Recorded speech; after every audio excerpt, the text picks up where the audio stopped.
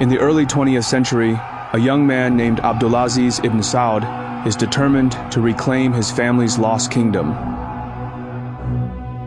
Born in 1876, Abdulaziz grew up in exile in Kuwait after his family, the House of Saud, was overthrown by the rival al-Rashid clan. In 1902, at the age of 26, he embarks on a daring mission to recapture his ancestral home, Riyadh. Leading a small band of warriors, he launches a surprise attack on the Masmak fortress, seizing control of the lost city his family used to rule. In the early days of the 20th century, Abdulaziz's victory in Riyadh meant little to that era's Western power. Abdulaziz ibn Saud was still just a regional warlord.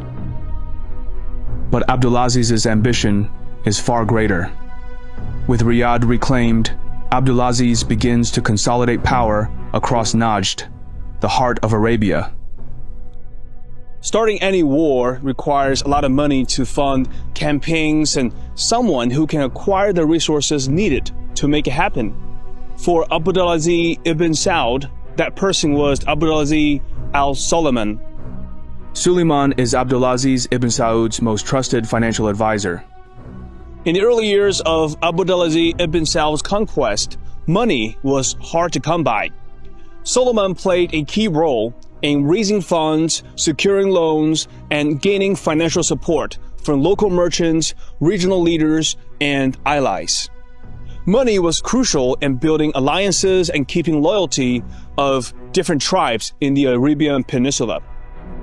Through diplomacy, alliances, and strategic marriages, Abdulaziz ibn Saud unites warring tribes under his rule. By 1921, he defeats the al-Rashid family, securing his hold over Central Arabia. His conquest spreads to the Hijaz, the region housing the holy cities of Mecca and Medina. And by 1925, he finally brings the Hijaz under his control. On September 23, 1932, Abdulaziz ibn Saud proclaims the birth of the Kingdom of Saudi Arabia, making himself the undisputed king of the new desert nation.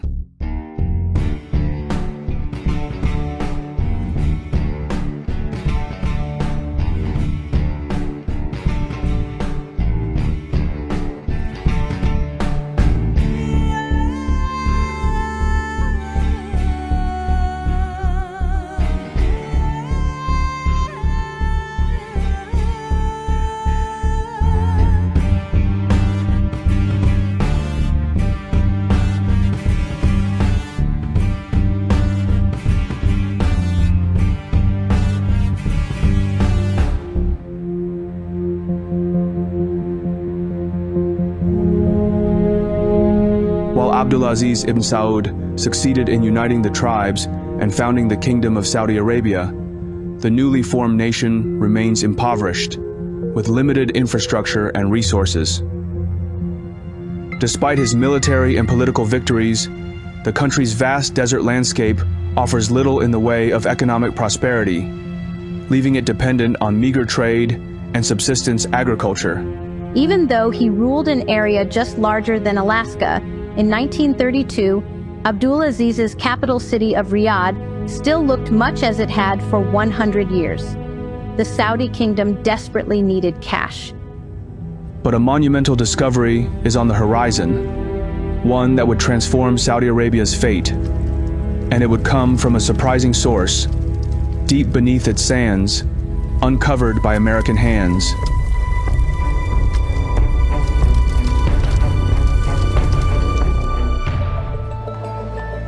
With the establishment of the Kingdom of Saudi Arabia, the biggest oil company in America realizes that this could be a great opportunity. Standard Oil of California immediately sends a team of geologists to Saudi Arabia and its neighbor Bahrain, hoping to find oil in the barren deserts of the Arabian Gulf. It is an endeavor many deem to be far-fetched. The effort is led by a man named Fred Davies, a geologist working for Standard Oil of California. While Davies knows the potential to profit is unprecedented, he also understands the immense uncertainty and challenge. The Arabian Peninsula was mostly unexplored and considered unlikely for finding oil. Many geologists believed that the oil-rich fields in Iraq, Iran, and Kuwait were exceptions, making them doubt the potential for oil elsewhere in the region.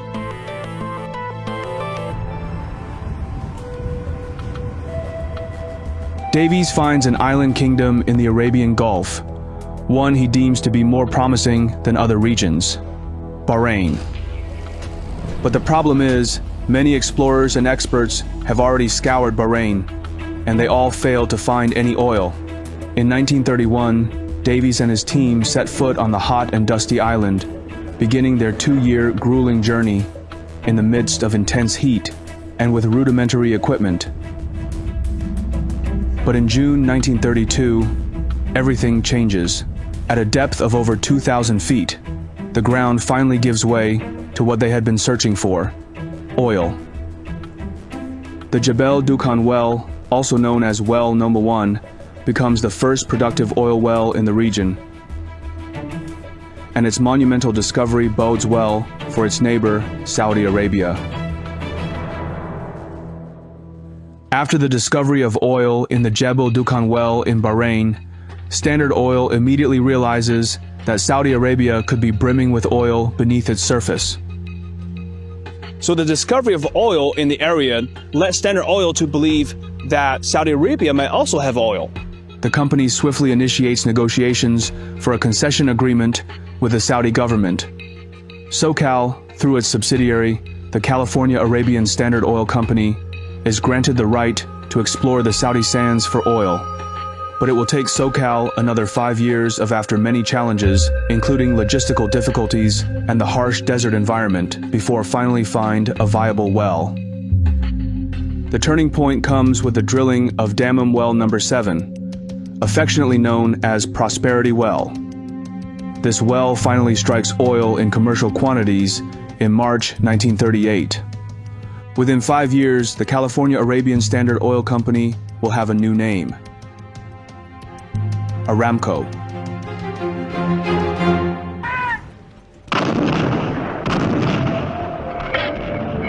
Aramco's oil production continues to operate at increasing speed, despite World War II.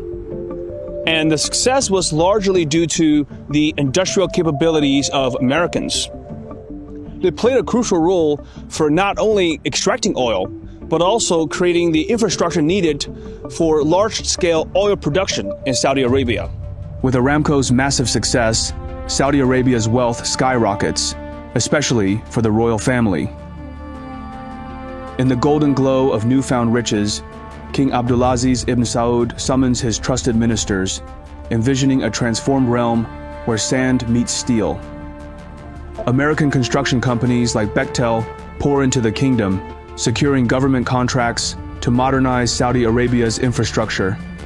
Colossal cranes rise against the Arabian sky, building highways and cities with American expertise. The wealth generated by oil is unprecedented, rapidly transforming the desert country into bustling centers of commerce and innovation. But beneath the shimmer of prosperity, unchecked indulgences begin to spiral, and whispers of unsustainable extravagance rise.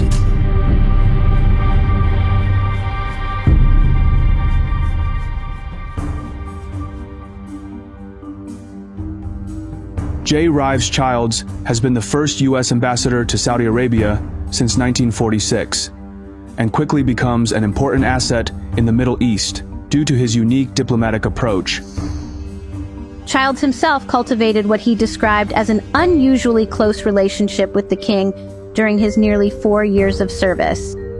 On one of my visits to his capital, the king went so far as to propose through one of his ministers that I accept a slave girl in my quarters during my stay. So significant a compliment was almost unprecedented, since the Muslim generally regards with abhorrence physical possession of a Muslim woman by an infidel. Despite the massive success of Aramco and the wealth it has generated to Saudi Arabia, Childs soon receives some alarming news. In an urgent meeting with Aramco's chief representative, Childs learns of a substantial loan Aramco has approved for the Saudi government, $6 million, interest-free.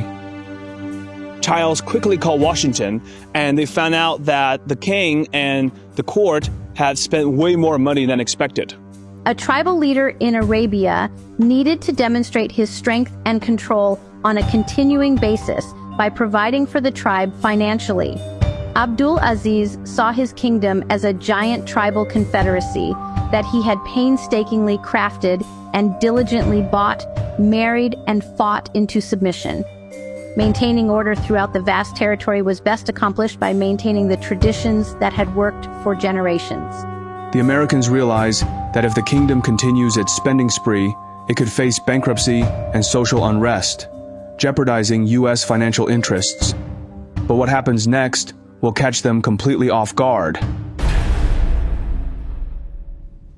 The relationship between Saudi Arabia and the United States has come to a critical moment. With an ever-increasing demand for more profits from Aramco, King Abdulaziz ibn Saud threatens to nationalize Aramco, an action that would prove perilous for both parties. On November 28, 1950, they are forced to sit at the negotiation table. There's no doubt that if the country faces a financial crisis due to poor fiscal policies, it could also lead to social instability, which might even threaten King Abdulaziz's rule.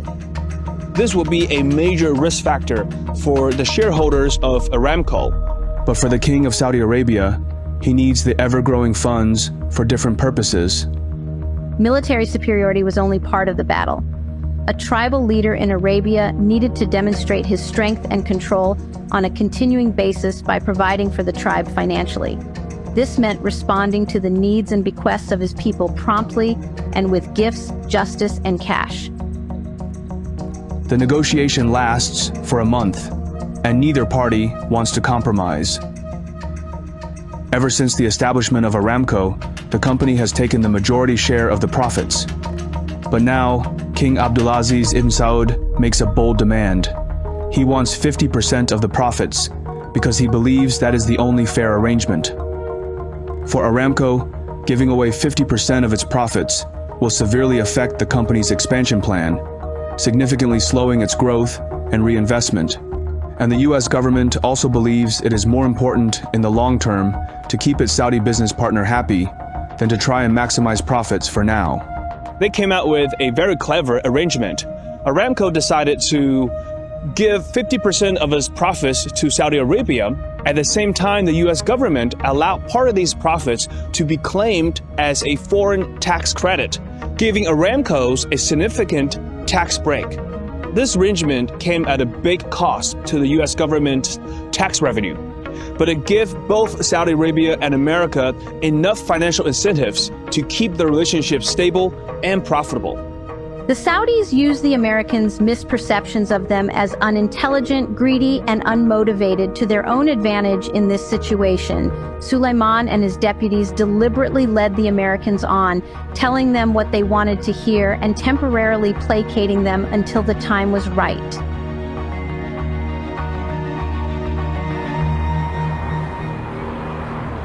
The Arabian American Oil Company, whose great Saudi Arabian fields are among the most important in the world, has agreed to share its profits half and half with the Saudi Arabian government, company officials disclosed here today. While securing an advantageous 50-50th profit-sharing agreement with the kingdom seemed like a resolution, Saudi Arabia makes yet another shocking demand. Despite receiving $110 million in 1950 from the Aramco profit-sharing agreement, Finance Minister Suleiman makes an unexpected request. He now demands Aramco to pay in advance on the following year's payment. At this time, the king was getting older, and he slowly started passing on responsibilities to the Crown Prince Saud, who had been chosen to succeed him. But Crown Prince Saud has a spending problem. Saud turned out to be a weak leader. He wanted to please, and the person he most sought to please was himself, generally with extravagant luxuries, opulent palaces, and copious amounts of food and drink. Afraid that the king and his crown prince might make rash decisions that could harm Aramco's operations, the company decides to arrange a loan of hundreds of millions for the Saudi royal family from the Export-Import Bank of America.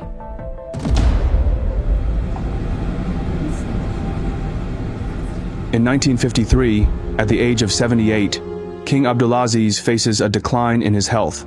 The king's health had been declining for several years. His eyesight had dimmed and his circulation had grown so poor he needed to wear thick socks to keep his feet warm. An injury to his back that he had suffered during his early years of conquest made walking difficult, and he was plagued by arthritis. He had become less and less involved in state business and preferred to sit in his palace, drinking hot coffee and reminiscing. More troubling than his health problems is the uncertainty of succession, choosing the next king to rule Saudi Arabia. Although the king had confirmed that his eldest living son, Saud, as crown prince, there was still a lot of uncertainty and disagreement. Many groups, like the powerful ulama and some members of the royal family, had not fully committed supporting Saud at that time. To make matters more complicated, King Abdulaziz's second son, Faisal, introduces yet another layer of unpredictability. He sees weakness in his brother, and that he will crumble under the weight of the crown. Prince Faisal, second in line for the crown, headed the Saudi delegation. Although he was King Abdul Aziz's second oldest living son, he was widely known in both Saudi and American circles as more capable than his older brother, Saud. He had traveled extensively at the bidding of his father. Amid the succession uncertainty, King Abdulaziz ibn Saud succumbs to his illness and passes away on November 9, 1953. King Ibn Saud of Saudi Arabia, who won a desert kingdom with his sword and huge revenues by shrewd oil leases, died today after a long illness. King Abdulaziz's passing leaves a void that will be felt for generations. His conquest and unification of the nation were monumental achievements. But his greatest triumph was guiding the country to prosperity through the wealth of its oil, a vision now etched into the skylines of modern cities and reflected in the lives of a thriving people. But his death threatens to unleash massive turmoil, as the transition of power in the Middle East has often been marked by bloodshed and catastrophe. To make matters worse, at the time of the king's death, Crown Prince Saud is away, making a public appearance in Jeddah. King Abdulaziz dies before Saud can return to Taif. This brief moment of power vacuum creates a golden opportunity for Faisal to assert his dominance and potentially declare himself the king of Saudi Arabia. But Faisal does the unthinkable. Upon Saud's return, Faisal makes a shocking decision. He pledges his support to Saud, offering him a ring from their father's hand as a symbol of his loyalty. This gesture sets an example, prompting the court to follow suit and pledge their allegiance to Saud as the new king of Saudi Arabia. Emir Saud, the new king of Saudi Arabia, was crown prince from 1933 until the death yesterday of Ibn Saud, his father. The decree fixing his succession was signed by all members of the Royal High Council when he became crown prince. He is 52 years old. Faisal has missed the opportunity to take charge. He soon realizes the grave mistake he has just made.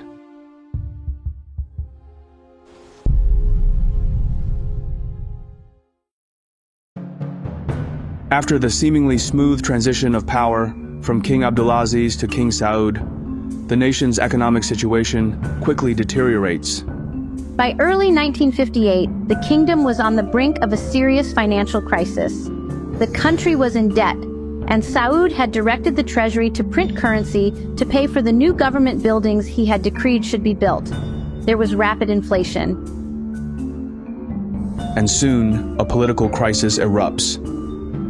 Despite his inner conflict about challenging his older brother, Faisal feels a deep sense of responsibility to ensure the survival of his family's rule and the kingdom. In early 1958, after securing the support of his fellow princes, Faisal takes control of the government. In early 1958, Faisal, having had enough of his brother's fiscal irresponsibility and concerned for the survival of Al Saud's rule, staged a bloodless palace coup. Faisal was one of the great leaders I met. Faisal كان باهية. صخرة قوية. But when Faisal makes a visit to the Treasury Department, he makes a distressing discovery. He realized that the Saudi government had almost completely run out of the treasury reserves. The gold vaults were nearly empty. Faisal fires the finance minister and takes on the role himself, and he immediately implements strict austerity measures for the country. And what they're demanding of them is what they're calling austerity. Two things. One, cutting government spending, which is what a company does. What does a company do when it can't pay its debt? It fires people, it cuts spending, it sells plant and equipment, it raises money by shrinking. But then the other side is raising taxes and increasing regulations. Faisal understands that such actions will not make him a popular ruler. But he knows it is crucial for the country to endure short-term hardships in order to recover from the financial problems exacerbated by the previous administration. A period of relative economic austerity in Saudi Arabia was predicted by Middle Eastern diplomats today. They said this would be part of a determined effort by Crown Prince Faisal to straighten out the kingdom's finances. One of Faisal's key measures is to reduce the profit-sharing agreement with Aramco, which means that his fellow princes and tribal leaders receive a smaller share of the profits. This decision risks losing their support and weakening his position. The powerless King Saud sees this as an opportunity for a comeback. In 1961, Faisal establishes a comprehensive budget for the government, understanding that while the recession will eventually pass, the government must maintain a disciplined, frugal approach to spending. For the budget to take effect, Faisal still needs King Saud to sign off on it, an action that was once merely a rubber stamp formality. With the backing of a faction of princes seeking more money and a bigger budget for themselves, King Saud makes a shocking decision. He refuses to approve Faisal's budget. To Faisal, this is a betrayal of the highest order, leaving him no choice but to resign as finance minister in protest.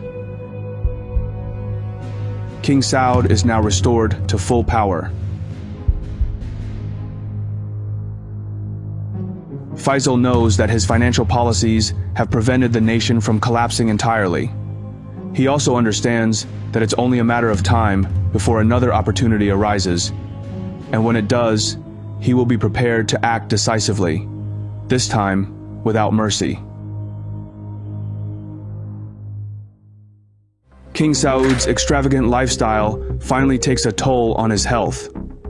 In late 1961, he seeks medical treatment in Boston, United States, and later in Europe.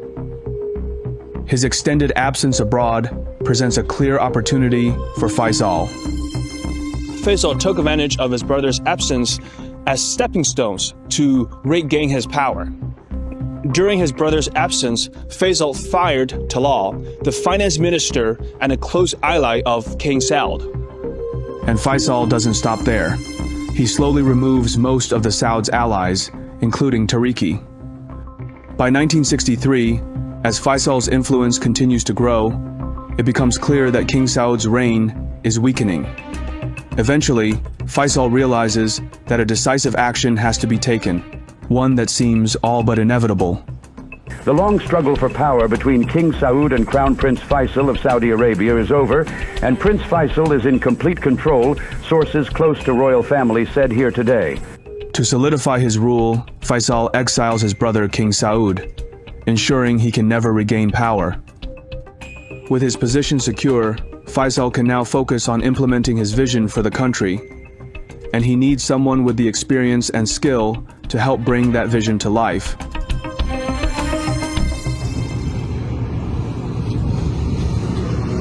Saudi Arabia is on the rise. The discovery of oil has completely transformed the nation. Aramco has brought immense wealth to the country, wealth on a scale never seen before. A significant portion of this wealth goes into building infrastructure and modernizing the nation. But the Saud family still lays claim to much of it. And when King Abdulaziz ibn Saud passes away, his eldest son, Saud, proves to be ineffective and overly extravagant. Under King Saud's leadership, the country plunges into a financial crisis due to rampant overspending. Faisal, Saud's brother, steps in and, through intense political maneuvering, eventually ousts King Saud, becoming the undisputed ruler of Saudi Arabia. Faisal vows that under his reign, the country's finances will be managed with wisdom and foresight. But to do that, he needs someone smart and capable to serve as the finance minister.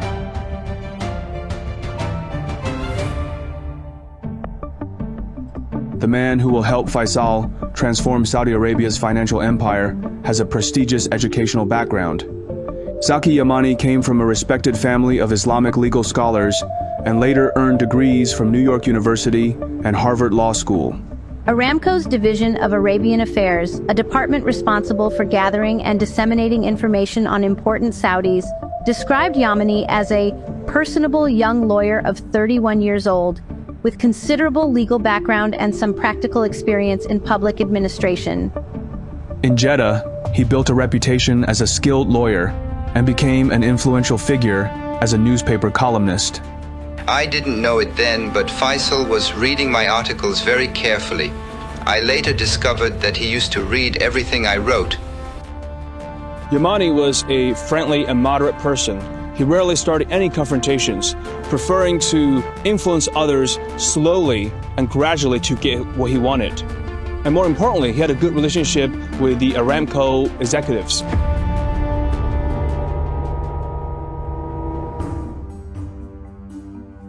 For Yamani, his role as finance minister comes with immense responsibility and high expectations.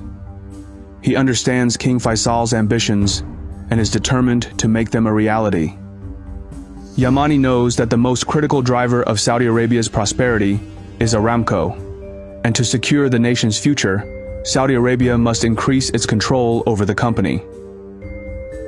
But he realizes that the Americans will not give up ownership willingly. A long-term strategy is necessary.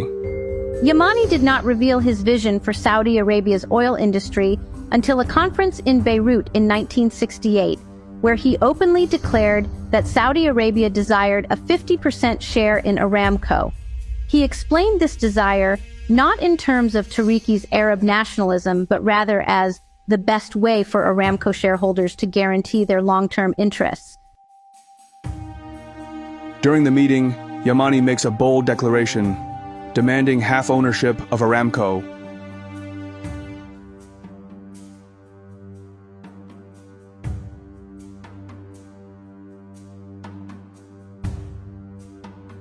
This is when Yamani's patience and skill really stood out. Yamani and King Faisal were both very patient. They decided not to push too hard and instead choose to wait and come up with a plan to gradually take control of Aramco. Over the next few years, Yamani skillfully negotiates with Aramco, gradually purchasing shares in the company. By 1972, Saudi Arabia acquires a cumulative 25% stake in Aramco. But for King Faisal, this is not nearly enough. Soon, a once-in-a-lifetime opportunity will present itself, giving them the chance to take full control of Aramco.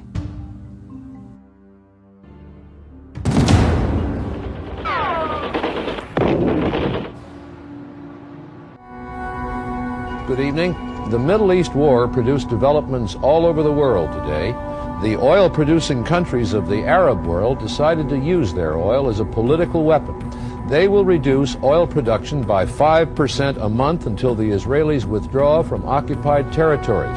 If the Arab countries keep that pledge, it would reduce their production by almost 50% in 1 year.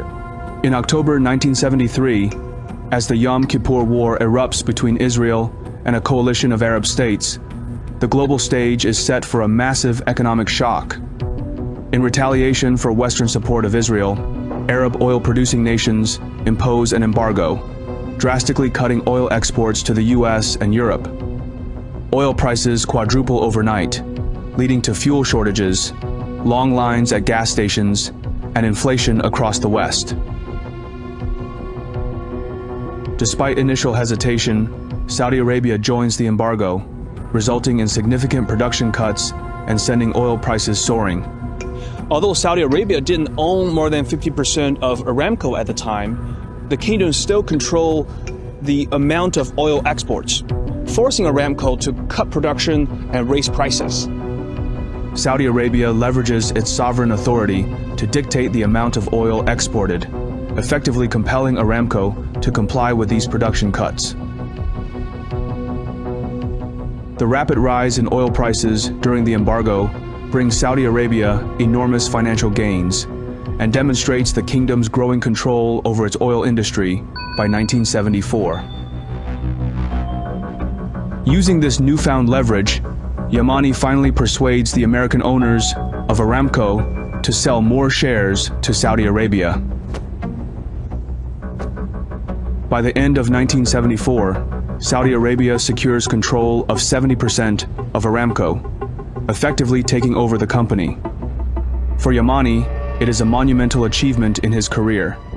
He is confident that under Faisal's leadership, Aramco will remain the driving force behind the nation's continued prosperity.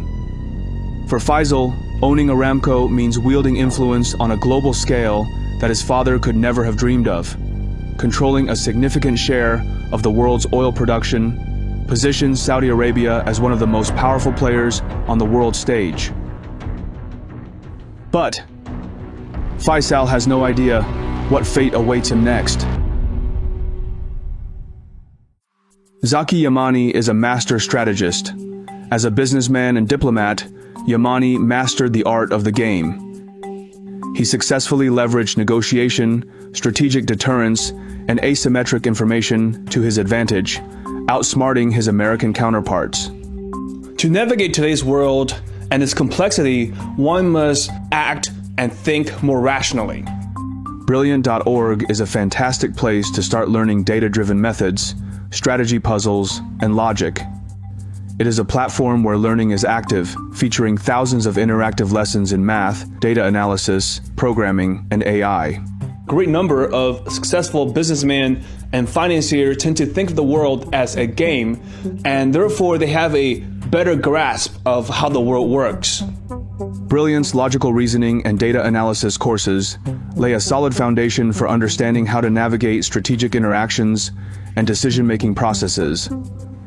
Each lesson is filled with hands-on problem solving that lets you interact with concepts, a method proven to be 6 times more effective than watching lecture videos. To try everything Brilliant has to offer for free for 30 days, visit brilliant.org/Phineas or click the link in the description.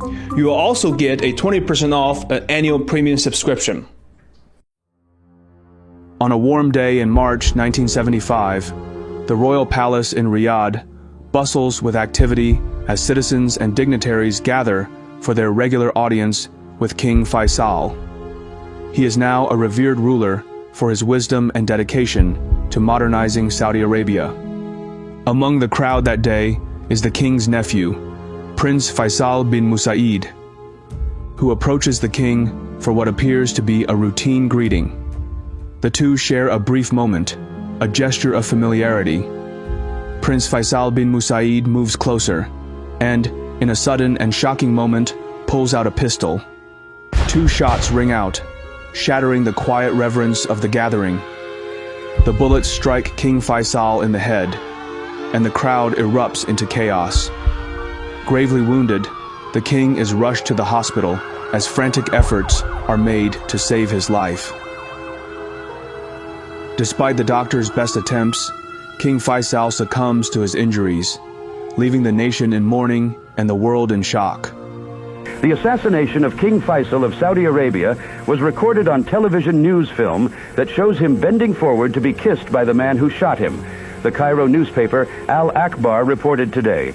Many people believed that it was linked to the death of Prince Khalid bin Musaid, the assassin's brother, who was killed by Saudi security forces during a protest in 1966. Many believe that Prince Faisal was mentally unstable.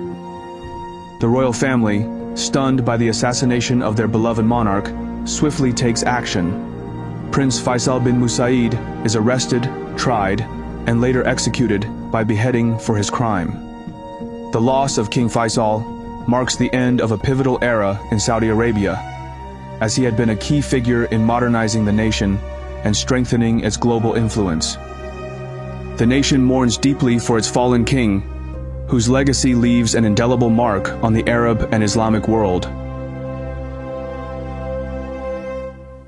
After the assassination of King Faisal in 1975, his half-brother, Crown Prince Khalid bin Abdulaziz Al Saud, succeeds him as King of Saudi Arabia. He knows he must honor his late brother by continuing his efforts to modernize the country. For Yamani, the passing of King Faisal is a significant blow to their plan to fully take over Aramco. Little does Yamani know, his own journey will also take a dark turn. 6 terrorists, their weapons concealed in sports equipment bags, burst into a meeting of the Organization of Petroleum Exporting Countries here yesterday, shot 3 persons to death with submachine guns, and held at least 60 people hostage.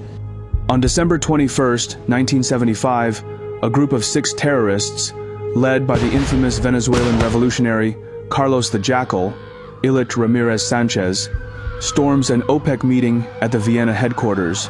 Armed and highly organized, they seize 80 hostages, including Ahmed Zaki Yamani and Iran's oil minister, Jamshid Amuzagar.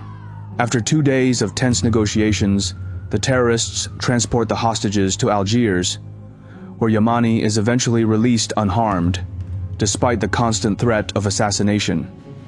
A band of pro-Palestinian terrorists who shot their way into the Vienna headquarters of the World Oil Cartel Sunday and seized 11 oil ministers and about 80 others as hostages released their remaining captives early today and surrendered in Algiers. Yamani's brush with death leaves a profound impact on him. A man of deep faith, he believes that Allah spared him for a purpose. Now, more determined than ever, he is committed to fulfilling King Faisal's vision, completing the takeover of Aramco and transforming Saudi Arabia into one of the most powerful nations on earth.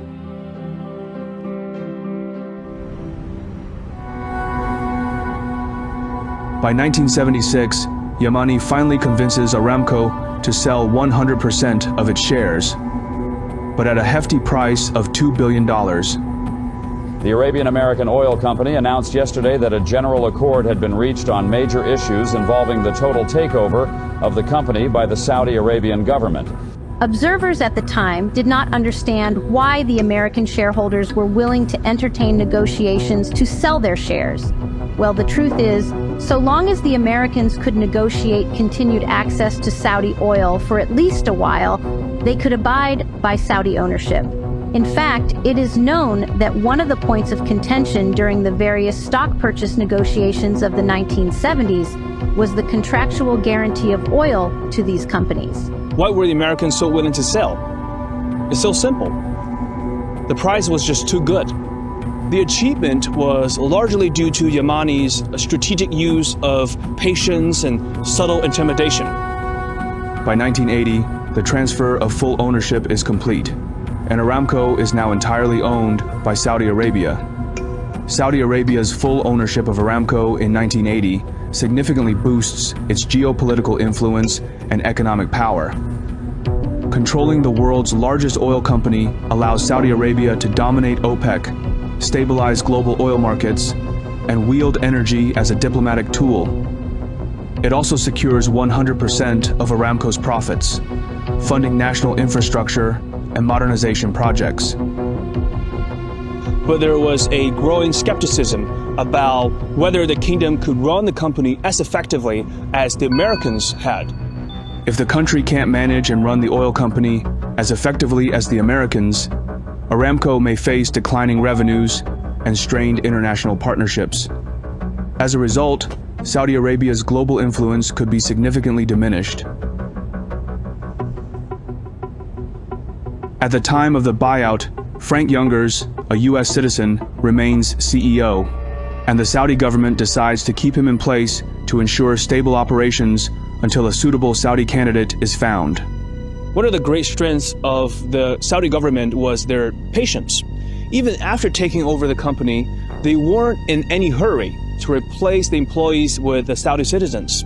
they even allowed the American CEO to keep his job while they took their time finding a qualified Saudi citizen to lead the company. By 1988, that person is Ali Al-Naimi.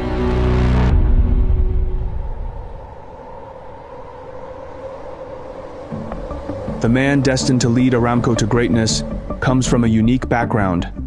Ali Al-Naimi was born in 1935 in Saudi Arabia.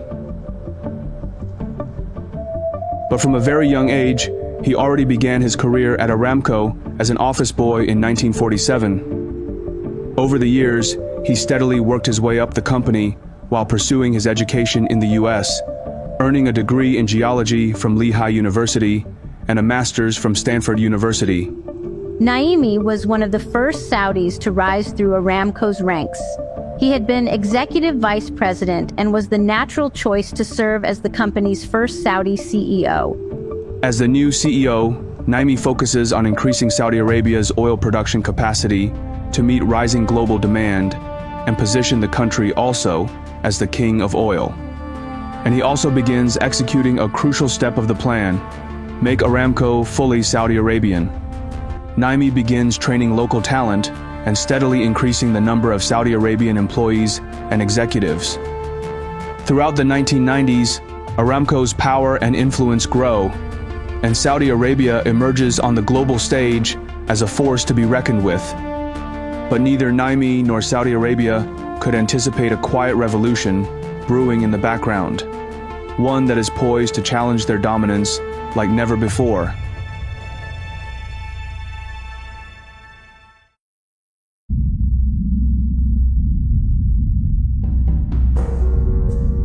In the early 2000s, deep beneath the United States lay a vast untapped resource, shale oil and gas, trapped in dense rock formations.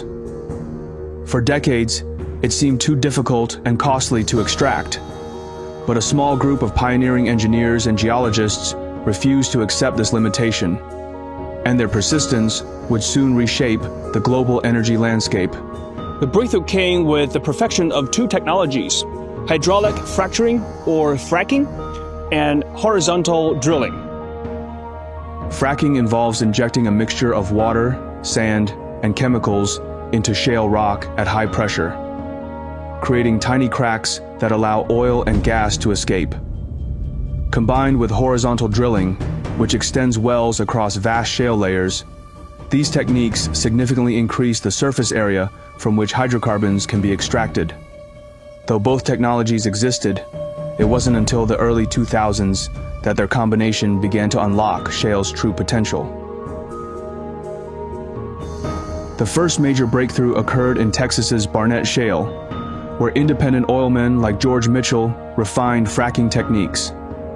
By 2003, these methods were producing oil and gas at unprecedented levels.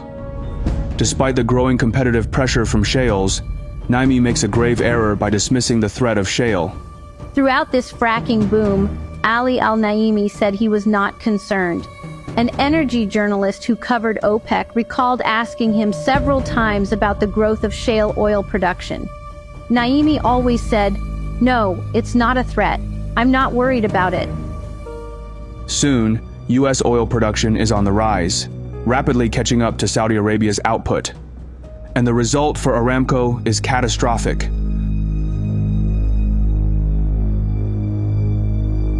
The sudden surge in U.S. production leads to an oil glut, and by 2014, oil prices collapse, dropping from over $100 per barrel to below $50. This price drop shakes the global oil market, severely impacting major producers like Saudi Arabia, Russia, and other OPEC countries.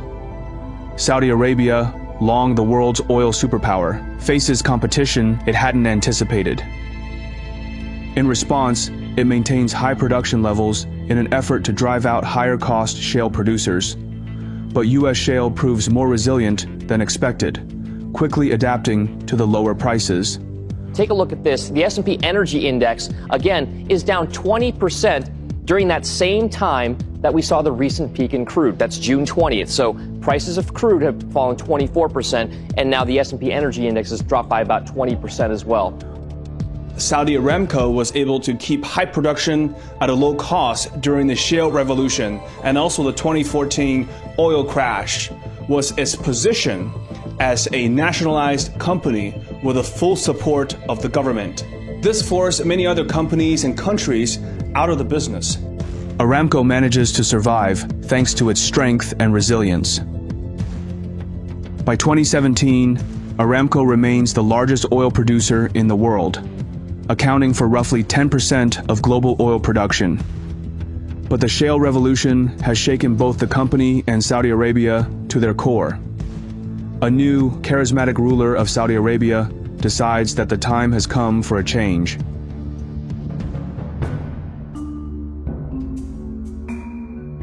Crown Prince Mohammed bin Salman, born in 1985, is the eldest son of King Salman's third marriage.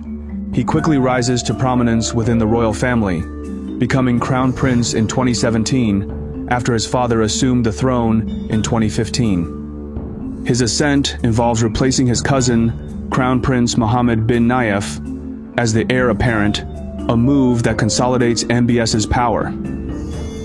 Saudi Crown Prince Mohammed bin Salman has detained his uncle, two cousins, and a former crown prince, accusing them of plotting a coup.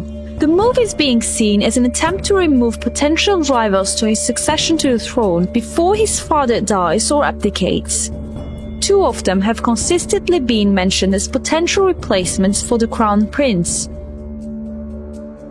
Securing his power, MBS launches an ambitious plan to modernize Saudi Arabia's economy through the Vision 2030 initiative.